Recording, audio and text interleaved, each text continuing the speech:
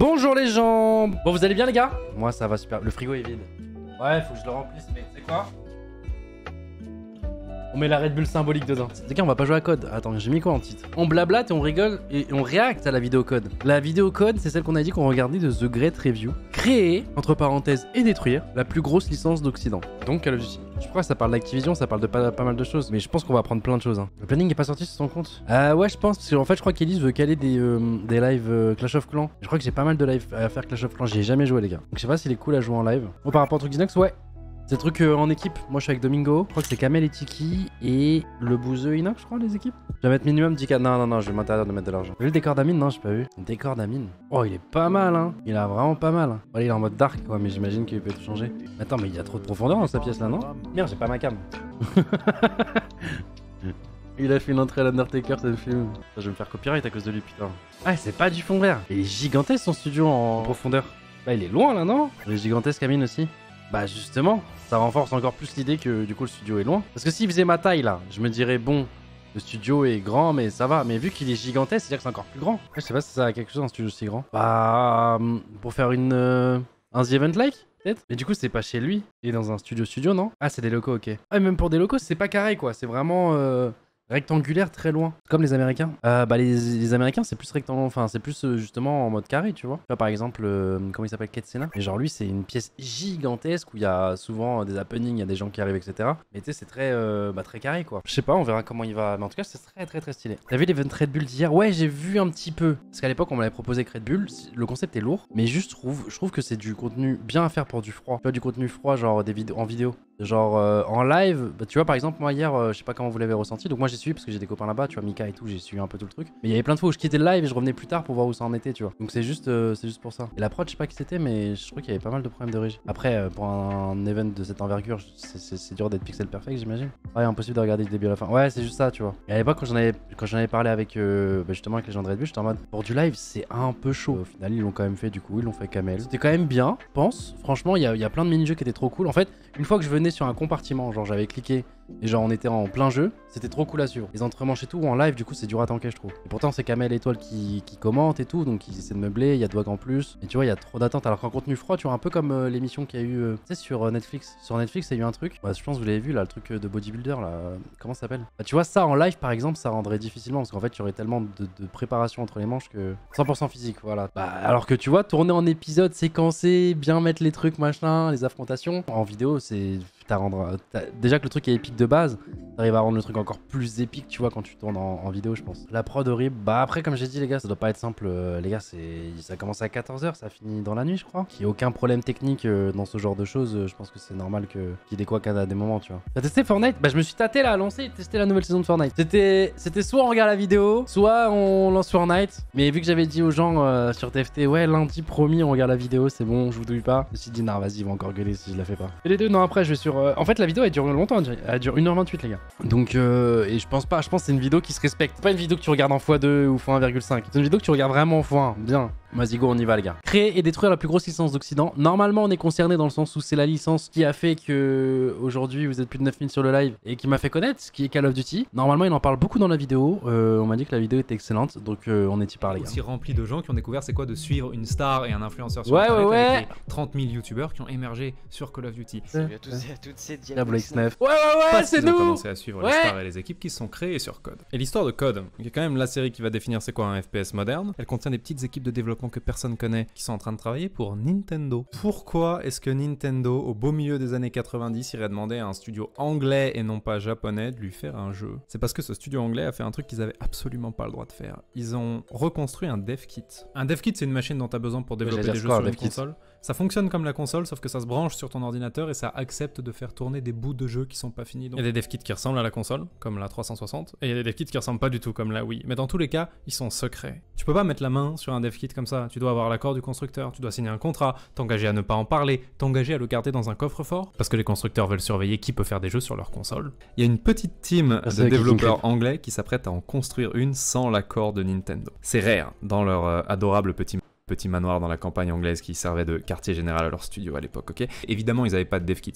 Donc ils ont acheté la NES, ils l'ont démontée et étudiée jusqu'à la connaître suffisamment bien pour dire, ok, voilà comment marcherait un dev kit pour cette console. Et tout content d'eux, ils ont pris l'avion pour Kyoto, et ils sont allés montrer ça à Nintendo. Et Nintendo a fait, les petits potes, c'est 100% illégal ce que vous venez de faire, mais en même temps vous êtes trop forts, donc venez travailler avec nous. Et juste comme ça, Rare est devenu l'un des tout premiers studios occidentaux à avoir une relation privilégiée avec Nintendo. Et Nintendo a eu tellement raison de faire confiance à Rare. Quelques années plus tard, sur la console d'après, la Super NES, ils vont faire Donkey Kong Country. Moi je suis dans la génération d'après. Moi la NES et tout, j'ai pas connu. Pas très longtemps après Donkey Kong Country, Nintendo veut encore passer à la console suivante. Ils font la Nintendo 64. Et ça Nintendo fait Game Boy Gris, Game Boy Color, PS2. Plan de base entre Nintendo et les boss de Rare, c'est vous allez nous faire un jeu de plateforme James Bond. Sauf que là, il y a un jeune employé de Rare qui s'appelle Martin Hollis qui débarque en disant les amis, c'est plus les années 80. On a une série prestigieuse comme James Bond, vous voulez faire un jeu de plateforme, c'est hors de question. Un an avant qu'on sorte Donkey Kong Country, il y a un studio qui s'appelle id Software qui a sorti Doom. Tout le monde s'arrache ça. Et Nintendo, ils sont à 10 000 km de la campagne du Leicestershire et ils en ont pas grand chose à carrer de James Bond. Et donc, Martin et son équipe obtiennent l'autorisation. Et donc, un petit groupe composé que de débutants qui n'ont jamais fait de jeu avant chez Rare commence à développer ce qui va être le premier grand FPS console. Et maintenant, c'est à eux de trouver comment on fait pour jamais joué, FPS mais à la manette, qui a pas vraiment ça fait partie des ancêtres de... Ça aide pas que la manette de FPS, N64 soit cette abomination à choisir. Il y a un Doom, seul joystick, donc à choisir, vous préféreriez. Sitôt qu'il fallait en fait avoir 2 joysticks sur la même manette pour jouer confortablement à un FPS sur console, qu'ils ont créé Medal of Honor, ça arrivera un peu après, je brancher 2 manettes de N64 et utiliser les 2 joysticks en même temps. Maintenant même s'ils avaient eu une bonne manette avec 2 joysticks, il restait un énorme problème qui est que tu peux pas faire au joystick ce que tu peux faire à la souris. Alors qu'est-ce qu'ils font? D'abord ils rendent les balles plus brillantes. On voit vraiment quand on se fait tirer dessus, on voit quand on tire sur les gens, c'est tout bête, mais rend les balles brillantes et ça donne un côté fusillade de fou. C'est la même technique qu'au cinéma. Et ça marche extrêmement bien, et GoldenEye se vend par millions, et après avoir fait le 3e jeu le mieux vendu de l'histoire de la Super Nintendo, Rare fait le 3e jeu le mieux vendu de l'histoire de la Nintendo 64. Wow. Et donc, qui a amené le FPS sur console? Ce n'est pas Sony, ce n'est pas Microsoft, ce n'est pas Activision, c'est Nintendo. En commandant GoldenEye à Rare. Un jour, un après-midi, il y a un gosse de 12 ans en train de jouer à GoldenEye dans son salon. Sauf que ce gosse s'appelle Max Spielberg. Et au même moment, il y a son père, Steven Spielberg, qui débarque dans le salon et qui s'avachit sur le canapé et qui regarde son fils jouer. Bon, je le dis au cas où, Steven est un réalisateur de cinéma qui a fait 2 ou 3 trucs plutôt célèbres et il a toujours beaucoup aimé les jeux vidéo. C'est devenu évident pour tout le monde quand il a fait Ready Player One, mais c'était le cas dès le début d'ailleurs dans son studio DreamWorks, il y avait d'entrée une section jeux vidéo qui s'appelait DreamWorks Interactive. Maintenant, vous connaissez aucun des jeux de DreamWorks Interactive parce qu'ils ont tous flop. Sur son canapé, quand il voit son fils jouer à GoldenEye, il voit les balles brillantes, il voit les bruits d'ambiance, il voit les objectifs de mission, il voit l'immersion, il a l'œil du réalisateur, il crame ce que Rare est en train d'essayer de faire. Et je pense qu'à ce moment-là, il a vu le potentiel du FPS en général. Je pense vraiment qu'à ce moment-là, il a vu tout ce que le genre pourrait faire dans les années à venir. Oui, il va nous dire quoi? Spielberg a créé Activision, c'est quoi le... J'ai pas le rapport encore là, parce que Ready Player One c'est longtemps après. Et donc, sans surprise, quelques jours plus tard, il débarque chez DreamWorks Interactive et il dit les petits potes, on va faire un FPS. Donc il leur dit on va faire un jeu de tir, et ça va être très sérieux, sur la Seconde Guerre mondiale. Exactement comme le film que je viens de terminer de faire, il faut sauver le soldat Ryan, le futur nom pour ce jeu, ça va être le nom de la récompense la plus prestigieuse qu'un soldat américain puisse obtenir, ça va s'appeler Medal of Honor. Mais non. Spielberg a vraiment été impressionné par GoldenEye, on bouge comme dans GoldenEye. Le problème est que au lieu de sortir sur la jolie Nintendo 64, Medal of Honor sort sur PlayStation 1, qui est genre au moins 2 ans plus vieille. Le jeu est pas capable d'afficher quoi que ce soit à plus de 4 mètres. Ce qui n'est pas un problème quand on tombe sur les ennemis au détour d'une ruelle, si on vous met dans une zone ouverte et qui se mettent à apparaître sous votre nez. J'en avais aucune idée que Spielberg... D'ailleurs, là vous voyez, vous moi c'est un réalisateur. L'autre problème c'est, vous vous souvenez de GoldenEye qui avait qu'un seul joystick et donc tu devais savoir pourquoi tu t'en servais. Ok. Laissez-moi vous montrer une manette de PS1. 5 ans je pense. T'as pas joué? Non, j'ai pas joué. Ouais. Donc comment ça se joue? C'est extrêmement simple. Vous vous déplacez avec les flèches directionnelles. Dans sortie Medal of Honor. Et si je dis moi j'ai fait Game Boy Gris, Game Boy Color, ensuite PS2. Si à un moment vous voulez être sur PS2 ça vous arrêtez. Bon, tu veux que je joue comment? Et maintenant vous contrôlez. Après il y en a eu sur PS2 mais patauger comme jamais pour amener un genre nouveau super bien. Mais non, j'avais 6 ans de flinguer un SS. Je t'ai dit quoi? Je t'ai dit je devais avoir 5-6 ans. Et mais juste du gameplay d'un jeu de 99 et ça me hype quand même, c'est fou. Medal of Honor a donné raison à Spielberg parce que la première fois qu'il est rentré chez DreamWorks en disant les amis on va faire un jeu de guerre, tout le monde s'est moqué de lui en lui disant frérot tu connais pas les jeux vidéo. Les jeunes ils aiment la magie, les zombies, les mondes fantastiques, personne veut d'un jeu réaliste sur la guerre. Medal of Honor s'est bien vendu, donc il a donné raison à Spielberg, il a identifié un marché qui dans quelques années va être littéralement le plus gros marché sur cette terre, et il est le vénérable ancêtre de 100% des jeux dont on va parler jusqu'à la fin de cette vidéo. Malgré tout ça, DreamWorks est ruiné quand même. Enfin, la section jeux vidéo de DreamWorks, parce que les 16 jeux précédents étaient des jeux pâte à modeler qui étrangement se sont pas si bien vendus que ça. Spielberg et ses associés doivent vendre la section jeux vidéo de DreamWorks à EA. Historiquement, EA est l'un des plus anciens et probablement l'éditeur de jeux vidéo le plus important du monde. Ils récupèrent les développeurs qui travaillaient chez DreamWorks Interactive et ils leur font écoutez, c'était super bien Medal of Honor, ça vous dirait pas de nous faire une suite? Et donc en l'an 2000 sort Medal of Honor Underground. Observez dès la première mission, seulement dans la première mission malheureusement, il se passe quelque chose d'extrêmement intéressant. Vous débarquez, vous tirez sur 2-3 SS, normal, tout se passe bien, et vous tombez sur un pote. Ça va changer la donne parce que jusque-là on avait compris qu'il fallait faire attention aux environnements, faire attention au niveau, mais il y a un truc qu'ils n'ont pas encore fait, Medal of Honor, c'est créer un moment. Genre vraiment aligner l'image, le son, le scénario pour créer un instant vraiment cinématique. Vous vous attachez à lui, vous faites toute la mission avec lui, vous le couvrez quand il est en train d'ouvrir une porte et qu'il met 20 minutes et qu'il y a 30 nazis qui arrivent dans le couloir. Et à la fin, vous trouvez le camion. Et Jack monte dedans et le camion explose. Et au moment où vous comprenez que votre pote est mort, là, la musique dramatique se lance. Bon, il y a 2 petits problèmes. D'abord, ils vont plus jamais le faire jusqu'à la fin du jeu. Ils s'étaient vraiment déter que pour la première mission. Et deuxièmement, ils s'y sont pris beaucoup trop tard pour leur moment dramatique. C'est-à-dire que la fin du niveau est 2 mètres plus loin. Donc la musique dramatique se lance, vous avancez de 2 mètres et c'est fini.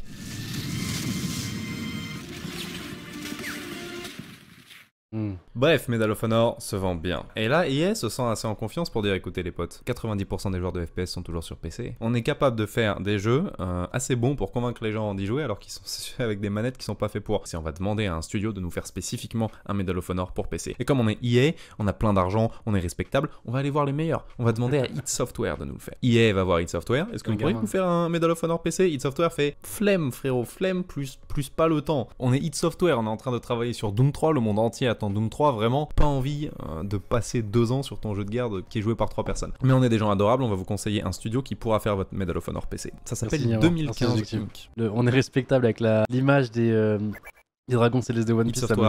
Moi c'est le genre d'humour qui m'a ça. C'est un petit studio, c'est genre 15 gars au fin fond de l'Oklahoma qui ont fait que des jeux avec 0 de budget jusqu'à maintenant. C'est les gens les plus importants de toute cette histoire. Et si vous avez joué à Call of Duty à un moment dans le passé, vous les connaissez sous un autre nom. Quelqu'un chez id avait réalisé malgré leurs $2 de budget chez 2015 que c'était des cracks, qu'il y avait beaucoup de potentiel sous leur jeu éclaté. Et il s'était dit, ok, bon, ils ont pas d'argent, donc ils ont les pires doubleurs de la planète. Mais d'un autre côté, au lieu de juste faire un fondu au noir pour sortir de cette cinématique, ils font cette espèce de petit mouvement pour aller sur le phare et bam, fondu et bam, le phare devient le soleil dans le ciel et bam, les voitures passent et en fait c'est la voiture du héros, Je veux dire, c'est pas grand chose, mais la caméra vient déjà de faire plus de trucs que dans Medal of Honor en entier. À nouveau, ils ont pas d'argent, donc leur bruit de dérapage il dure 1 seconde.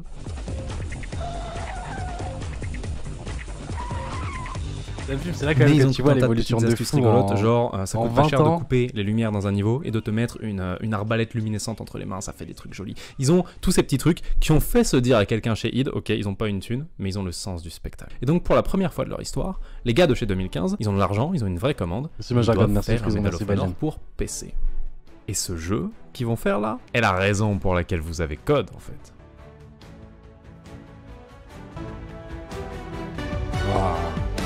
Medal of Honor Allied Assault sort en 2002 sur PC donc et démolit tous les autres jeux de guerre existants. Wow, comment il est trop bien fait. Regardez, ça ouvre sur quoi? Ça ouvre sur un sergent instructeur qui vous hurle dessus pour vous apprendre les mécaniques de base du jeu. Ce délire de le didacticiel, c'est un parcours du combattant qu'il y a dans genre tous les jeux de guerre après pendant 25 ans. C'est 2015 qu'il a inventé. On vous met à l'arrière d'un camion avec cet angle sur vos potes, parfaitement cadré pour faire comprendre que vous êtes avec une unité et vous essayez de passer incognito derrière les lignes ennemies. Et après la caméra se retourne avec parfaitement le bon angle pour réaliser que les Allemands vous ont grillé. 2 ans d'écart pour voir ce mec avec ce lance-roquette entre les images qu'on a vues avant et ce jeu. Il y a tellement de choses dans cette campagne de Allied Assault qui vont devenir genre des classiques. La mission en sniper avec un pote à la radio qui te dit ok on tire dans 1, 2, 3.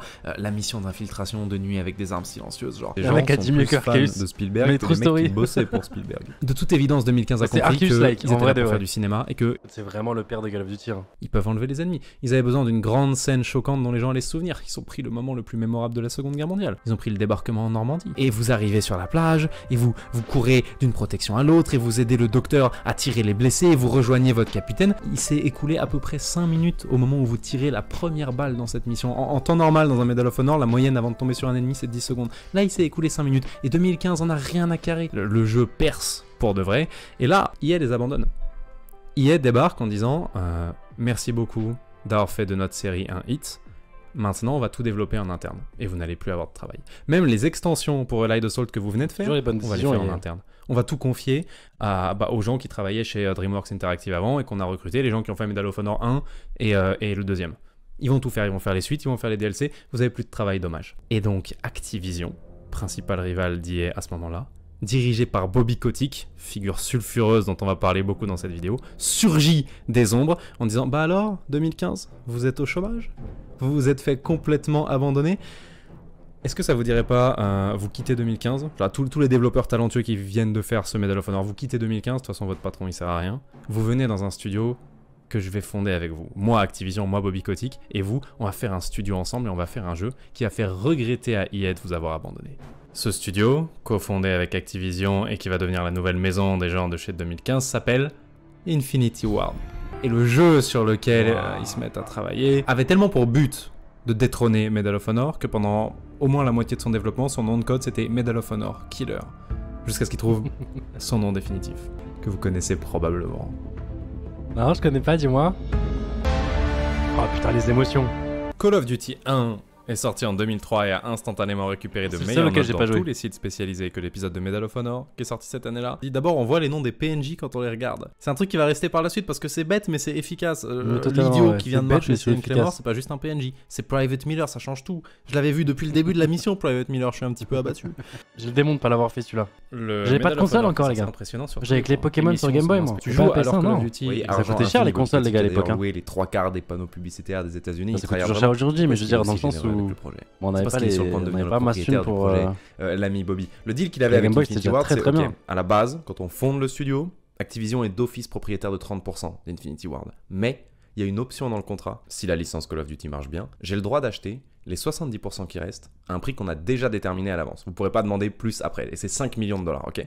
Donc vraiment, c'est un deal genre, ok, je vais rincer votre copie de Medal of Honor, mais si ça marche, je rachète tout. Et personne ne peut m'en empêcher. Le lendemain de la sortie du jeu, il sait que le produit est bon, il fait jouer son option, il achète l'intégralité d'Infinity Ward. Quasiment à la même époque, Activision, donc toujours Bobby Kotick, a essayé d'acheter id Software pour 105 millions de dollars. Et id Software a refusé.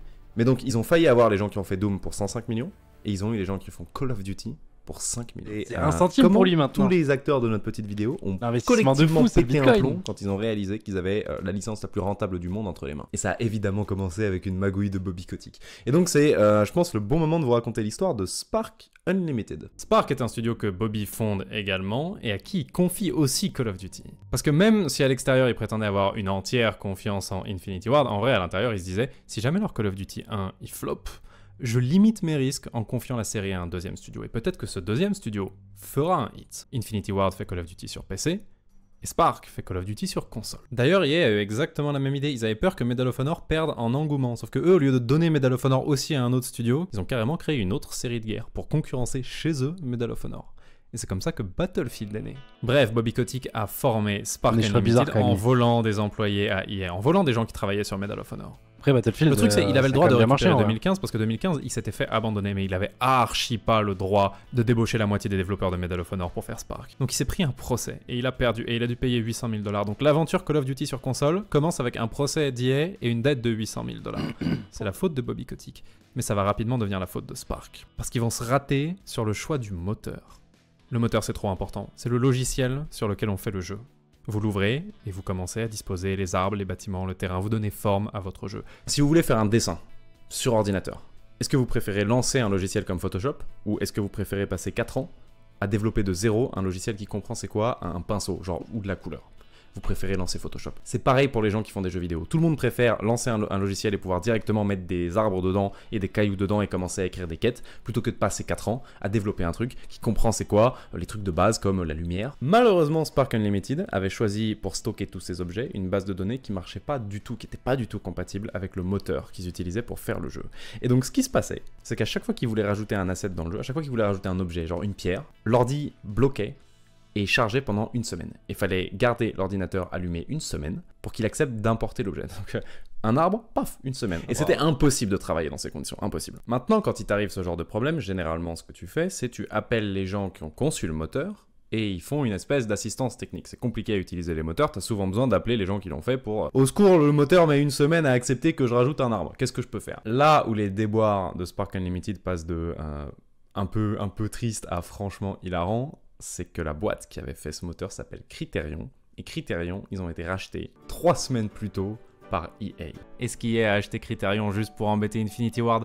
Probablement que non. C'était une grosse boîte respectée et son moteur était utilisé par plein de gens. Est-ce que ça leur a quand même fait extrêmement plaisir d'entuber Bobby au passage? Oui. J'ai le démon de pas l'avoir fait celui-là. Le J'avais pas de Medal of console Honor, encore, c'est les gars. ça. À l'époque, par exemple, quand j'avais une OP sur COD ou sur FIFA, j'avais pas le droit de parler de COD ou de FIFA. Genre, si j'étais sur FIFA, j'ai pas le droit de parler de COD, et si je suis sur COD, j'ai pas le droit de parler de FIFA. J'étais en mode, mais les gars, je ne comprends pas pourquoi je n'ai pas le droit de faire ça. Enfin, c'est pas des jeux concurrents. Tu vois, il y en a un, c'est du foot, il y en a un, c'est la guerre. Mais en fait, là, je comprends pas mal de choses du coup. Là, il y a tout qui. Parce que j'étais en mode, oui, si c'est pour Battlefield, je comprends, c'est concurrent. Mais FIFA. Et en fait, à chaque début d'année, les gars, il y a vraiment une guerre de stats entre les FIFA et les Call of Duty depuis la nuit des temps. Je comprenais pas pourquoi. Et là, grâce à cette vidéo, je comprends plein de choses. On est où?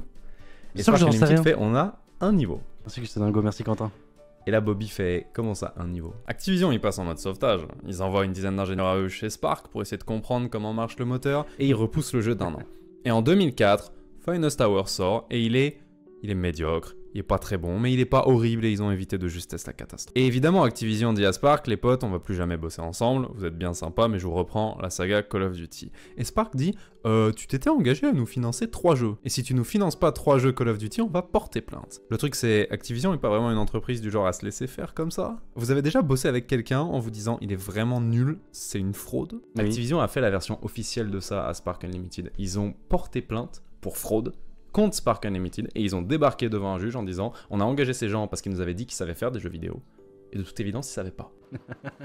Et si vous pensez qu'Activision était en colère contre Spark, partir en c'était justice rien contre à côté de la Activision, colère faut- d'Infinity Ward, qui était en train de parier leur futur sur cette série Call of Duty et qui était pas très content de voir une bande d'amateurs abîmer la réputation de la série d'entrée. Et on n'aura jamais le plaisir d'entendre un juge américain dire Le oui, même est excellent. effectivement, Spark Unlimited, vous êtes des fraudes, parce que comme toutes les affaires business aux États-Unis, ça s'est réglé en secret et à l'amiable.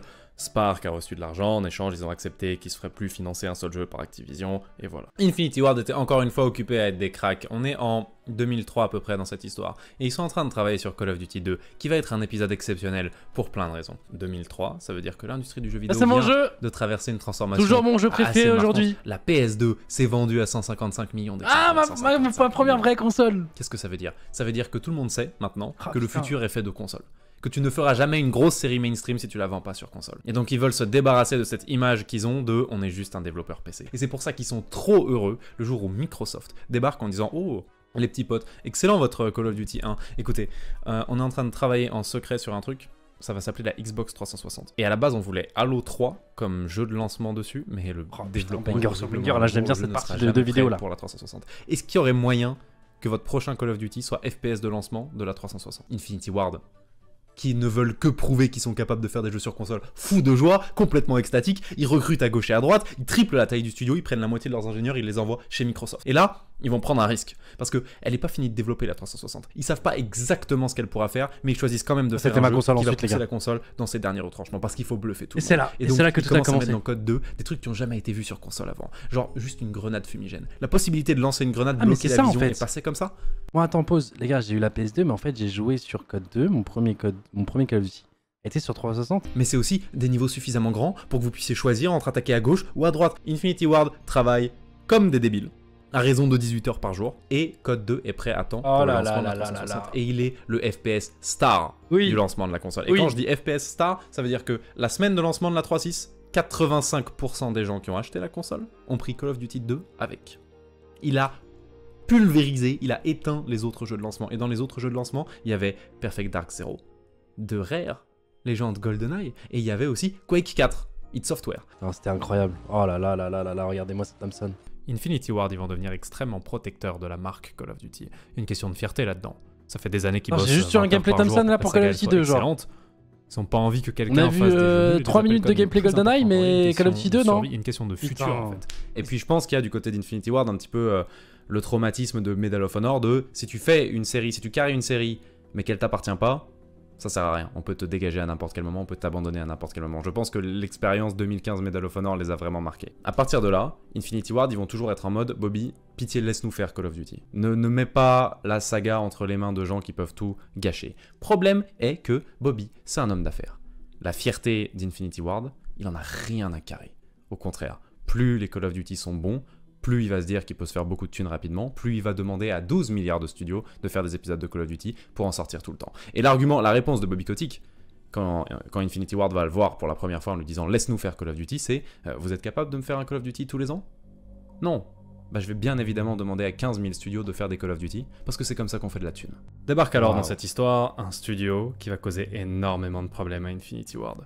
Et que vous connaissez si vous avez joué à COD ces dernières années, qui s'appelle Treyarch. Ah ouais, mais ils nous ont fait quand même les Black Treyarch, Ops. ils sont rameutés par Kotick pour remplacer Spark Unlimited. qu'on peut leur en Leur job, vouloir. c'est de faire des codes, un maximum de Call of Duty. Soit les années où Infinity Ward sort rien, soit sur les consoles où ils sortent rien. Et leur premier projet, c'est un truc qui s'appelle Call of Duty Big Red One. Il est là pour profiter encore un peu des vieilles consoles, il sort sur PS2 et Xbox. Et il est nul. Mais Infinity Ward râle Je pas me rends trop. compte que celui-là, je l'ai jamais joué. D'abord parce qu'ils sont beaucoup trop occupés à tout donner pour Call of Duty 3. Ils ont énormément d'ambition pour Call of Duty 3. Et ensuite parce que, au moins, ils se disent on va garantir le prestige de la série principale. Vous pouvez faire n'importe quoi avec les épisodes console qui ont des noms bizarres, Final Tower, de Big Red One, mais au moins on va garantir que Call of Duty 1, 2, 3, ils sont bien. Du coup, je vous laisse imaginer l'ambiance dans les bureaux d'Infinity Ward le jour où ils ont vu débarquer un trailer sur internet. On les avait pas prévenus, hein, qui dit bientôt Call of Duty 3 par Treyarch. Les problèmes, ça. Si Infinity Ward avait moins bien fait leur travail, ils auraient peut-être gardé la série principale. Mais COD 2 venait de faire tellement de chiffres que Kotick savait qu'il allait faire plus de thunes en sortant un Call of Duty 3 tout de suite. Donc il a mais pris c'est pour Treyarch ça qu'il parce que était Treyarch, naze, ils Call of sont Duty obéissants, 3. Ils sont pas relous. Et le jeu, il était médiocre. Il était mais évidemment j'allais dire. médiocre. Et toute la presse jeux vidéo était en mode mais qu'est-ce qui se passe? Le dernier COD, il est nul. Et tous les fans étaient en mode mais qu'est-ce qui se passe? Le dernier COD, il est nul. Et vous savez ce qui s'est passé? Il s'est mieux vendu que n'importe quel Call of Duty avant. Parce que ce qui est important au moment où un jeu est attendu, Ah ouais, c'est la j'ai qualité du acheté, jeu je qui l'ai venait spammé, avant, les parce que gars. grâce aux efforts Comment il s'appelait? Enjoy Pomme Phoenix, premier du classement, t'inquiète pas, c'était ma bête. Hein. C'était ma bête à atteindre, c'était mon objectif quotidien en rentrant des cours. Ford, Il il fallait était que je trop passe bien, premier Code 2 mondial était trop bien, et du coup, sur tout le le jeu. monde était super. Mais il était nul le qui, jeu. du Hein. coup, est nul. D'un Exode, coup, Pomme du point de Phoenix, vue putain. d'Infinity Ward, Oh, Polochon. Parce que j'ai dit Enjoy. J'étais en mode attends, Enjoy, ça sonne pas Enjoy Phoenix? Non. Je sais plus. C'était leur structure d'époque, je crois que c'était Exode, ouais, mais sans eux. C'est débile de chez Treyarch. Ils viennent de faire un carton grâce à notre réputation à nous, qu'ils n'ont pas mérité, grâce à nos efforts. Et maintenant, nous, on va moins bien vendre notre jeu parce que, évidemment, eux, ils sortent des jeux nuls. Ça les dérange pas de bâcler leur travail. Et de toute façon, ils veulent Faut juste se vraiment faire être un bien voir ancien, par les gars. Bobby. Pour... Infinity Ward, il pète un plomb. Et la première façon qu'a Infinity Ward de péter un plomb, elle est étonnamment Putain, le Bobby me positive. fait penser à des Elle gens les de rend Webedia. très productifs. Ils se disent, ok, Je serais pas de nom pour pas avoir de on va problème. faire un mais- jeu. Il va être tellement bien, il va mettre tout le monde d'accord et surtout on nous confondra Merci, plus Pandélio, jamais merci, avec personne. Tout le monde saura c'est qui Infinity Ward. On va leur raconter des conflits qui ne sont jamais arrivés. On n'en a plus rien à carrer. On va créer une marque à l'intérieur de la marque Call of Duty et celle-là, personne pourra jamais nous l'enlever ou nous la salir. Et cette marque, elle va s'appeler Non, Modern Warfare. Ah ouais, bah ouais, mon gars. Il faut prendre plein de choses là du coin. Parce que dans mes jeux préférés, il n'y a pas Code 3, les gars. J'ai quand même bien aimé Code 5. Et Code 2, Code 4, il faut rien faire, Treyarch là. il s'agit plus de prendre faire. Berlin ou la Normandie. Et le film de référence, c'est plus Oh Une là Face là aux là soldats là Ryan, c'est Black Hawk Down. Maintenant, on arrête des catastrophes nucléaires et on attaque des paquebots Captain Price de et tout, nuit. oh là là là Peu là. importe à quel point vous jouez parfaitement, vous vous enfuirez toujours à la dernière seconde. Ah ouais, les émotions. Pour créer Ah, les 1000 ce G, je l'ai fait moment hein, sur où ce on jeu. dirait une scène. Quand j'avais même 1250 G, je crois. Ah, les succès, on les a poncés à l'époque. Ces campagnes étaient tellement bien. Les moyens d'histoire géo, les gars. Je te jure, les Call of Modern Duty, mon Warfare, carré. ah, Les multijoueurs. Oh là là, mais il y avait déjà du multijoueur sur Code 2. Code 2, j'ai joué en multi. Et là, c'est le moment où on commence à parler du multijoueur, qui est un sujet que j'ai allègrement ignoré depuis le début de cette vidéo, qui est trop important. Mais la raison pour laquelle je l'ai allègrement ignoré, c'est jusqu'à maintenant, c'était pas la priorité dans la tête des gens qui faisaient ces FPS. Même le GoldenEye. multi de Code 2, GoldenEye. il était incroyable, les gars. Voilà. La raison pour laquelle il est légendaire dans l'esprit de la moitié des Américains qui ont plus de 40 ans, c'est pas seulement parce que la campagne était bien, c'est parce qu'ils ont passé des après-midi entiers avec leurs cousins ou leurs frères en écran scindé à jouer au multijoueur de GoldenEye pour savoir qui tirait le mieux. Et soudain, Infinity Ward en développant Modern Warfare 4, il réalise que le Xbox Live et le PSN sont en train de se démocratiser. Et donc tous ces gens, ces dizaines de millions de personnes qui ont des consoles pour la première fois, maintenant ils vont avoir une connexion stable aussi. Ça veut dire que le monde est sur le point de choisir sur quel jeu ils vont tous se mettre pour savoir qui c'est qui tire le mieux. Et ils se disent, ça peut pas être Counter-Strike, parce que c'est injouable à la manette, et ça peut pas être Halo, qui est pourtant phénoménal et qui est le multijoueur le plus populaire à l'époque, mais parce que c'est une exclue Xbox et ça exclut toujours trop de gens. Et là ils se disent, Putain, c'est Carlos, ça aurait vraiment. Ça avait Ça pas été pourrait une être exclu only Xbox. le FPS Halo multijoueur aurait de pu être le Call of référence, ça Duty, pourrait être je nous. pense. Il faut surtout pas qu'on rate le coche. Et donc, en plus de Jeu cette était incroyable excellent. campagne, ils se mettent à travailler comme des psychopathes sur leur multijoueur pour le démarquer de la concurrence. Et ils vont avoir des idées qui ont l'air basiques, mais qui vont devenir des classiques pendant les 20 jeux suivants. Si on tue plusieurs ennemis d'affilée sans mourir, on gagne un truc. 7 kills, un hélicoptère. Ils vont appeler ça des kill streaks. Vous avez peut-être entendu parler dans les épisodes d'après. Oh là, c'est brutal. Ils ont inventé le principe de quand tu meurs, il y a une petite caméra qui te montre les dernières secondes de ta vie du point de vue de la personne qui t'a tué. Et ils ont décidé Quelle d'appeler révolution, ça ça. une kill cam. Parce que le truc le plus important qu'ils ont mis dans ce multijoueur, c'est qu'à chaque partie, vous gagnez un truc. Code 2, qui avait réussi le lancement de la 360, s'était vendu à 5 millions. Et Code 3, qui avait usurpé sa fame, Je c'était te jure, vendu mais moi à j'ai envie de 7 relancer une game. Modern Warfare s'est vendu à 20 15 millions. millions. Ah, 15. Et à ce moment-là, Bobby, c'est le roi du monde. Bobby, il a gagné des milliards sur ça. Son pari, il a complètement fort, marché. Bobby. Il a fumé EA. Il a juste il a un dernier petit problème. Son studio star le déteste. Ça commence par des petits trucs simples, genre pas très méchants. Si t'as Modern Warfare sur PC, le fichier pour lancer le jeu s'appelle IW3SP. Pour Infinity Ward 3 single player. Tu vois ça, tu te dis, ok, ils ont le seum de pas avoir eu Code 3. Ça va leur passer. Non, ça va pas leur passer.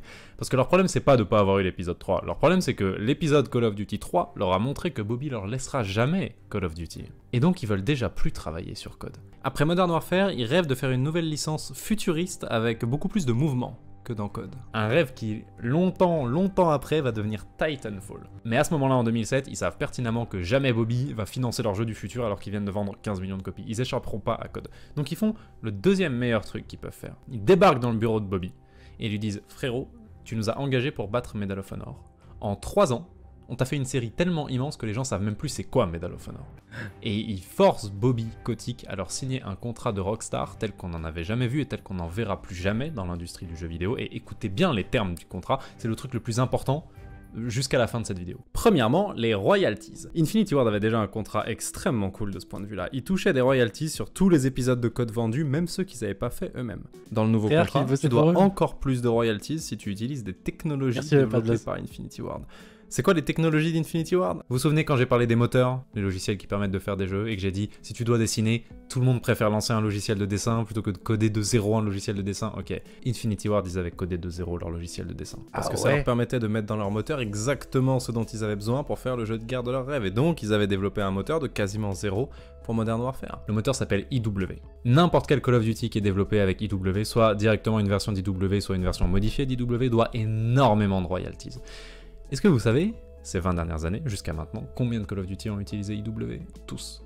Même Modern Warfare 2 Remake, qui est sorti cette année, utilise genre la 9e version d'IW. Réalisez bien que si ce fameux contrat existait encore aujourd'hui, le total des royalties se compterait en milliards. Évidemment, le contrat n'existe plus aujourd'hui, vous allez voir pourquoi. Oh non. Deuxièmement, dans le contrat, personne n'a le droit de faire un épisode moderne de Call of Duty sans leur accord. Si vous pensez que Black Ops est resté quelques années à la guerre froide parce que la guerre froide c'est cool et mystérieux, non, c'est parce qu'Infinity Ward a attrapé Bobby en disant époque contemporaine, c'est à nous. Troisièmement, pareil pour la marque Modern Warfare. La marque Modern Warfare, elle est à eux, personne n'a le droit de faire un Modern Warfare sans leur accord. Et sans leur accord, ça veut dire personne n'a le droit de faire un Modern Warfare, ils vont jamais autoriser un autre studio à le faire. Et enfin, quatrièmement, ils vont avoir le droit de faire leur licence dans le futur. Et Bobby va payer pour même. Pas tout de suite. D'abord, ils doivent remplir leurs obligations dans ce contrat. Mais une fois qu'Infinity Ward aura rempli sa part du marché, Bobby devra les laisser faire autre chose que Code. En échange de tous ces trucs incroyablement avantageux, que demande Bobby? Que demande Activision? Un seul truc. Ils doivent faire une suite à Modern Warfare. Et elle doit se vendre encore mieux. Ils doivent faire MW2. MW2 doit être un énorme succès. C'est tout. GG. Mais à la dernière seconde, alors qu'ils étaient sur le point de signer le contrat, Bobby rajoute une dernière condition. Mais non, qu'est-ce qu'il dit Bobby? Il dit, cet incroyable contrat, avec tous les avantages et tous les privilèges qu'il confère, il n'existe plus si par malheur Jason West et Vince Zampella ne font plus partie d'Infinity Ward. West et Zampella sont les deux personnes les plus importantes chez Infinity Ward. En gros, Zampella dirige les gens qui ont les idées, et West dirige les gens de la technique qui trouvent comment implémenter les idées dans le jeu. Et à eux deux ensemble, ils peuvent presque considérer que Code, c'est leur création. C'est aussi eux qui avaient convaincu tout le monde de démissionner chez 2015 et d'aller tenter l'aventure Call of Duty. Bobby, il dit, écoutez, vous êtes un des studios les plus populaires du monde, tout le monde va vouloir vous débaucher, je sais très bien qui est prêt à payer une fortune pour que vous alliez bosser chez eux, et je sais que s'ils vous débauchent, ça commencera par ces deux-là. Parce que c'est comme ça que j'ai débauché 2015. Si Jason West et Vince Zampella ne font plus partie d'Infinity Ward, il n'y a plus de contrat. Infinity Ward accepte. Le contrat est signé, tout le monde se remet au travail, tout se passe pour l'instant, très bien. Et pendant qu'Infinity Ward travaille sur logique des deux MW2, côtés. Treyarch sort un jeu qui s'appelle World at War. Et le monde regarde World at War sortir avec mépris, en disant un jeu sur la Seconde Guerre mondiale en 2008. Vente de plouc, vous êtes cru en 2006? Ça va, il est C'est vachement injuste, mais le mieux dans World at War, c'est qu'une fois que cette campagne-là est terminée, les soldats américains, ils doivent rentrer chez eux, ils montent dans l'avion, et l'avion se crache. Waouh. Ce mode où vous êtes dans une pièce et il y a des zombies qui viennent vous faire la peau et il n'y a rien d'autre à faire que de survivre. Oh la musique. Il devait même pas être dans le jeu. Oh j'ai envie de faire un Kingdom Total là. À la base c'était une blague. Il y a un mec qui était en train un après-midi de travailler sur l'animation d'un nazi qui avait pris feu. Et un de ses potes qui s'est retourné sur sa chaise qui a fait c'est marrant, il marche un petit peu comme un zombie. Et alors qu'ils étaient déjà extrêmement à la bourre pour rendre le jeu, ils ont choisi de passer l'après-midi à créer un petit mode rigolo où t'es un joueur dans une pièce et tu dois survivre le plus longtemps possible. Jusqu'à ce qu'ils se disent, ce serait trop bien que ce soit dans le jeu. Un jour, au lieu d'envoyer un mail officiel, ils ont attendu qu'un mec important chez Activision se balade un jour dans les studios pour checker l'avancement du jeu et ils lui ont dit tiens, pose-toi sur le canapé, prends la manette, juste joue à ça et dis-nous si on peut genre le mettre dans le jeu. Le gars d'Activision a joué à 5 ou 6 vagues et il a fait bon, c'est stupide, mais mettez-le à la fin de la campagne, ça fera peut-être rire 3 joueurs. Et voilà. Et on s'est retrouvé avec le mode zombie. Il y a juste assez de joueurs qui l'ont bien aimé pour qu'ils aient le droit de faire une deuxième carte et de la vendre en DLC. Un téléphone qui donnait un message flippant, ils ont mis des inscriptions sur les murs. Ça voulait rien dire au début. Mais Kino Dark Totem n'était pas dans Code 5 plus d'ambiance dans la map. Mais les joueurs aimaient beaucoup ça. Et ils ont commencé à se demander s'il n'y avait pas des secrets sur les maps. Et ils ont commencé à en discuter sur les forums. Et Treyarch lisait les forums. Et ils ont commencé à piocher parmi les idées des fans des trucs vraiment stylés pour transformer ça en une vraie histoire dans la 3e carte, puis dans la 4e carte. Infinity Ward, ils sont dans la phase de leur existence où décevoir, c'est impossible. Oh bordel. Ah ouais, mais d'ailleurs, ils ont aucune chance, frère. Ils sont trop forts. Tout le monde sait bien qu'ils sont trop forts. Eux-mêmes, ils savent qu'ils sont trop forts. Il y a Eminem qui chante sur le trailer, ils se refusent plus rien. Le plus important, c'est qu'Infinity Ward a complètement embrassé l'époque du multijoueur. Pour la première fois de leur histoire, une partie du studio a travaillé que sur le multijoueur du début à la fin du développement. Vous vous souvenez des killstreaks? Ok, il y en avait 3 dans Modern Warfare, il y en a 15 dans MW2. Ah, c'est bien mon affaire de la Sans nuque. compter que dans ces 15 nouvelles killstreaks, ils ont mis la nuke. Ah, Vous voyez, c'est quoi la nuke? Vous arrêtez la partie instantanément. C'est débile. Tout le monde est en train de s'amuser, vous faites péter la game. Tout le monde est en train de s'amuser, toi tu t'amuses encore plus. Voilà, la nuque. Et quand t'avais la nuque à l'époque, je vous jure, là j'ai vu avec Ambis dans le chat, je te jure, c'est encore mieux qu'avoir Cartus 3 ou ce que tu veux. Au moment où tu fais ce dernier kill, ce dernier duel, où le temps il est au ralenti. Tu vas 3-4 ans plus tôt, il y a un site qui s'appelle YouTube qui s'est lancé. Et une fois que t'as impressionné toute ta classe avec ton challenge nuke, faut trouver des trucs encore plus impressionnants. Et on entre dans l'ère de celui qui va rentrer le tir le plus stupide. Bonjour à tous, c'est Monsieur le V12. Oh putain de ta mère, y'a Il y a le 9. Eh, c'est nous! Ce jeu qui faisait tout mieux que son prédécesseur est sorti au moment où le monde entier surveillait Infinity Ward pour voir s'ils allaient répliquer l'exploit de Modern Warfare. MW2 en a vendu 30 millions. Ouais. C'est le genre de chiffre qui explique qu'il y a 5 séries sur cette terre qui ont vendu plus de 400 millions de copies et Code est dedans. Alors que même FIFA y est pas. Ah ouais? C'est le genre de truc qui fait que pour une génération entière, le jeu vidéo... FIFA il y est pas, c'est choquant. Et Bobby, il a absolument tout gagné. Entre sa fusion avec Blizzard et le succès de Call of Duty, il est à la tête du plus gros éditeur du monde. Et à ce moment-là, il a fait un truc qui est profondément diabolique, mais qui était peut-être aussi le truc le plus intelligent à faire dans sa situation. Il a viré West Zampella. Et le contrat, qui donnait des royalties à Infinity Ward, et le contrôle de la marque Modern Warfare. Waouh! Beaucoup plus tard, West et Zampella vont se souvenir que le jour où ils ont signé le contrat, ils ont soulevé cette inquiétude. Et à ce moment-là, Bobby Kotick a rigolé en disant « Vous êtes les créateurs de Call of Duty. C'est impossible qu'on vous vire un jour. » Il les a virés 3 mois après la sortie d'MW2. What? Bobby savait que MW2... Ah moi je pensais qu'il s'était barré! Là où il a peut-être fait une erreur, c'est qu'il pensait qu'une fois les patrons virés, le reste des employés retournerait sagement au travail. Seulement le reste des employés d'Infinity Ward, eux aussi, ils viennent de se faire voler des royalties. Tout le monde a démissionné. Ah. En 2 mois, il y a eu 50 démissions, c'est quasiment la moitié du studio, et c'est tous les postes à responsabilité. Au moment où l'équipe originale se barre, et au moment où ils ont besoin que Call of Duty se fracasse la figure pour montrer qu'ils étaient indispensables, Treyarch, qui décidément existe exclusivement pour casser les burnes d'Infinity Ward, sortent leur meilleur jeu à ce jour, Black Ops. Ouais, franchement, ouais, rien à dire. Hein. Ce jeu est sorti après MW2. Là, ils ont découvert quoi? Bien. D'abord, ils ont découvert un truc qu'ils auraient pu déjà découvrir dans World at War, qui est que Treyarch sait faire de bonnes campagnes. Et après, ils ont découvert le zombie. Et le zombie a implosé. Kino Dark Totem, bah oui. Cette carte, Kino Dark Totem, la première carte de zombie de Black Ops 1, à un moment, elle a atteint un niveau de popularité parmi les collégiens de France où le principal sujet de conversation le matin dans le bus, en allant en cours, c'était combien de fait vague combien hier. Et moi, j'étais spot relou. Plus, et quand ils ont vu Je disais, les bah regarde chiffres juste le de classement vente de mondial, ces cartes, tu verras, le je zombie promets. est devenu... Des fois, je commençais des modes zombies, genre à, je sais pas, à 14h avec mon pote qui s'appelait Xerox à l'époque, c'était un joueur pro aussi. On commençait le mode zombie et le soir, on devait scrim, on avait des tournois et tout. Je mettais des grosses douilles en mode non, désolé, ce soir les gars, je peux pas. Et le lendemain, 24 heures plus tard, on était toujours avec les mêmes zombies en train de tourner. On faisait des gardes, genre pendant que lui il allait dormir, moi je faisais tourner les zombies avec moi, sans les tuer parce que sinon les vagues allaient être trop grosses et ça allait lui spawn dessus. Et après on faisait inversement, on était possédés. Donc très vite, Bobby, il a besoin de faire MW3. Évidemment, il a suffisamment de moyens pour renflouer Infinity Ward. Évidemment, il peut même ramener des nouveaux studios comme Sledgehammer pour abattre le travail sur MW3. Seulement au moment où il sort, la foule est plus en mode « Oh mon dieu, Infinity Ward s'est encore dépassé ». Ils sont en mode « Bah c'est exactement MW2 ». Il n'y a rien de nouveau. Et c'est à cette époque qu'apparaît la phrase « Bah ouais, mais en fait Call of Duty c'est la même chose tous les ans ». Mais la vérité c'est que les gens qui mettaient la barre un petit peu plus haut à chaque fois, ils étaient partis. Non seulement les créateurs de Call of Duty, ils étaient plus là, mais ils viennent de porter plainte aussi. Contre Bobby Kotick et Activision. Sur les 50 personnes qui ont démissionné, il y en a une quarantaine qui se sont mis ensemble avec West et Zampella et qui ont porté plainte. Pourquoi? Parce qu'ils ont dit, on sait bien que tu as viré West et Zampella pour faire annuler le contrat, donc tu nous as fait signer un contrat que tu n'as jamais eu l'intention d'honorer, et ça s'appelle de la fraude. Et la punition pour la fraude, c'est de t'obliger à honorer le contrat avec lequel tu as essayé de nous arnaquer. Ce qui veut dire que tu nous dois des milliards en royalties, et tu nous dois le contrôle de la marque Modern Warfare aussi. À partir de là, c'est extrêmement simple. Si Activision est capable de prouver qu'ils avaient une bonne raison de virer West et Zampella, tout va bien pour eux. S'ils sont pas capables de prouver qu'ils avaient une bonne raison, c'est peut-être qu'ils ont été virés que pour faire jouer la clause du contrat. Ça a commencé par des mails entre Bobby Kotick et d'autres personnes haut placées chez Activision. West et Zampella, ils sont ingérables. Il faut qu'on se débarrasse d'eux. Vous noterez que Bobby est pas suffisamment bête pour dire dans ses mails il faut les virer pour faire tomber le contrat. Ce premier mail, il date de quelques mois seulement après avoir signé l'incroyable contrat. Il a été envoyé très très tôt.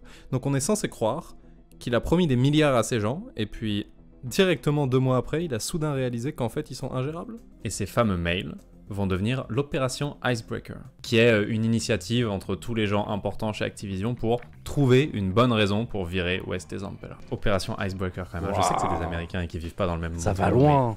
C'est des grands vice-présidents, ils ont tous 50 ans, 4 gosses et des salaires à 7 chiffres. Et le moment le plus drôle, elle a été racontée beaucoup plus tard lors du procès par un gars qui s'appelle Thomas Fenady, qui est informaticien chez Activision. Et un beau jour, il y a le chef juridique d'Activision qui lui dit « Trouve-nous un moyen de lire les mails de West et Zampella ». Et il contacte une entreprise privée spécialisée en cybersécurité, en leur demandant s'ils peuvent hacker les boîtes mail de West et Zampella. Et l'entreprise dit « Frérot, ce que tu nous demandes est illégal, c'est vachement risqué, donc on va pas prendre le job ». Il était tellement désespéré, le poteau Fenady, qu'à la fin, il a même avoué avoir discuté avec le chef de la sécurité dans le bâtiment d'Infinity Ward pour lui demander s'il pouvait organiser un faux exercice incendie. Tout le monde descend dans la cour, ils oublient de verrouiller leur PC, et lui, il peut copier leur mail. Donc Fenady a jamais avoué avoir déclenché de fausses alarmes incendie, mais le fait comment il connaît tout ça, genre des exercices anti-incendie. Tellement d'archives, tellement de recherches. Le fait est que Activision a mis la main à la fin sur les mails de West et Zampella. Et ça, on sait à cause de ce qu'ils ont trouvé dedans. Ils ont trouvé que vers la fin du développement de MW2, West et Zampella avaient pris un jet privé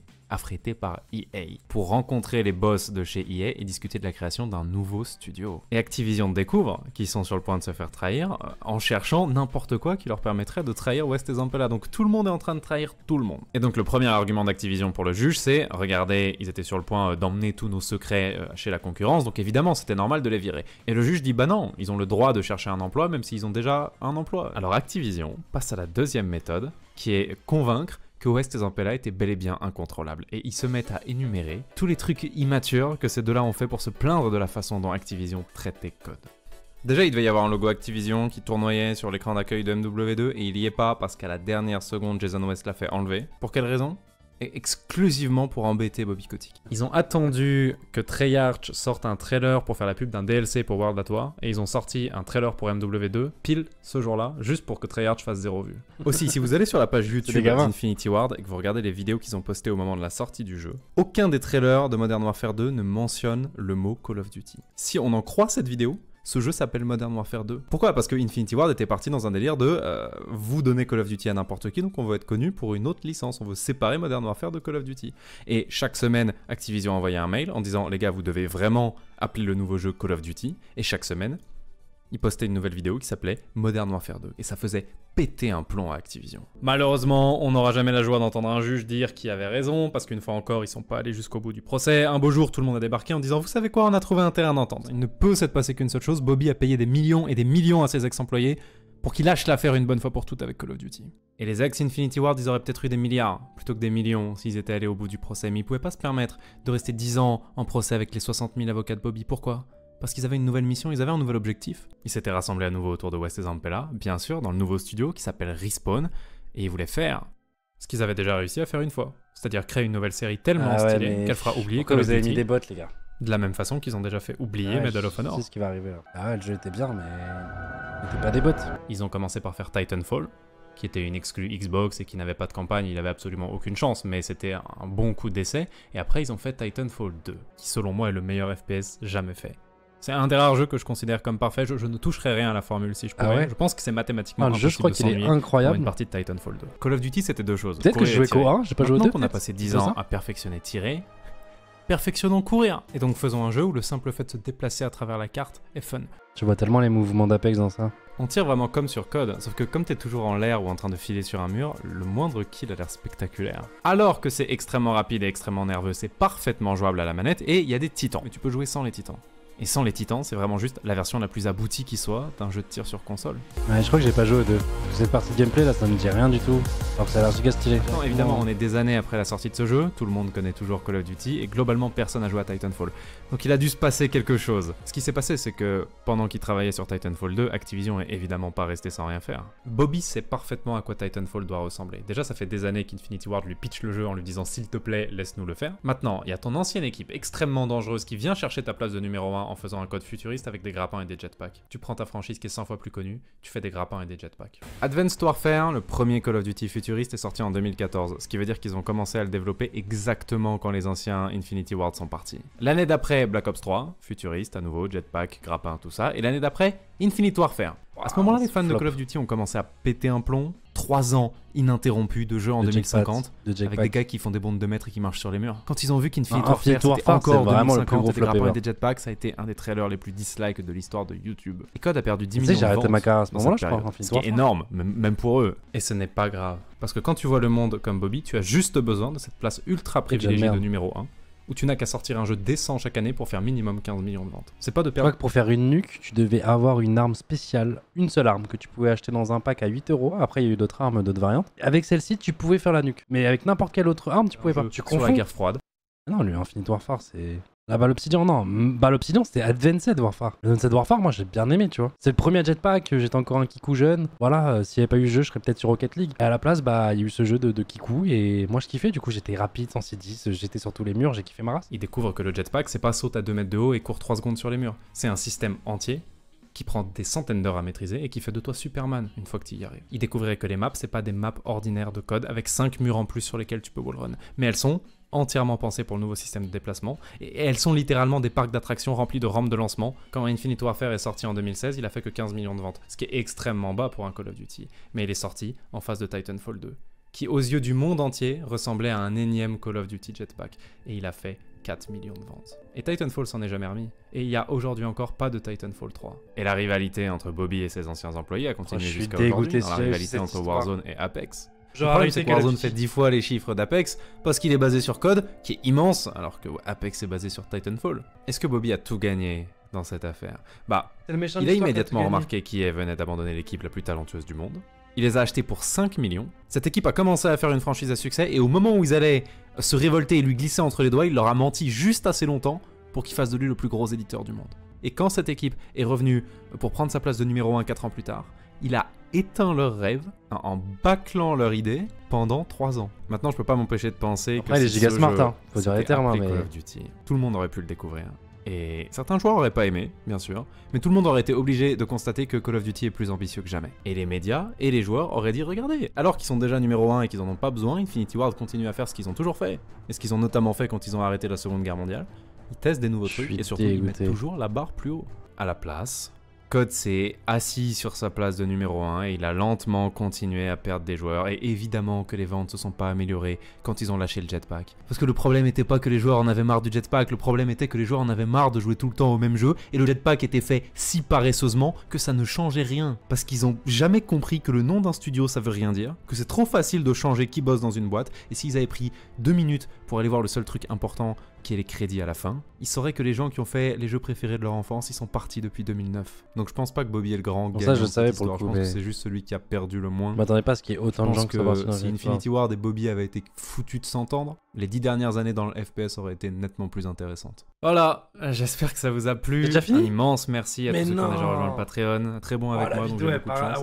Et un très grand merci à... Ah, la vidéo était trop bien, hein. Franchement, le temps il passe super vite. Hein. On met son like, hein, bien évidemment, les gars. La vidéo, elle était incroyable. La goal lancée, non mais les gars, la goal testée, c'est... Eh, 10 ans plus tard, tu veux jouer à... Non, les gars, je pense que le jeu est mort. En fait, maintenant, c'est Apex Legends, en fait. J'avais pas le souvenir que ça ressemblait beaucoup à Apex, mais c'est vrai que là, en voyant du gameplay, j'avais l'impression de voir le grappin de Pathfinder. Tout avait l'air très Apex, tu vois. Et c'est pour ça que je suis sûr que j'ai pas joué aux deux. Moi, je crois beaucoup au karma, mais là, j'ai l'impression que le karma, il a pas frappé, quoi. Comment tu peux faire ce genre de contrat, ce genre de douille et t'en sortir? Les mecs d'Infinite sont pas tout blancs. Ah non, j'imagine, tu vois, il y a Il y a 2 versions de l'histoire, mais bon, le truc du contrat, je pense quand même qu'il y a un méchant, quand même. Je pense que ceux d'Infinite, tu vois, ils avaient l'air d'être relous, tu vois, d'être un peu gamins. Je sais pas pourquoi, je me reconnais en eux, tu vois, les petites fourberies, pas mettre les petits logos, pas indiquer le truc, je serais capable de faire exactement la même chose avec des... je sais pas, avec un poste que je n'aimerais pas, j'en sais rien.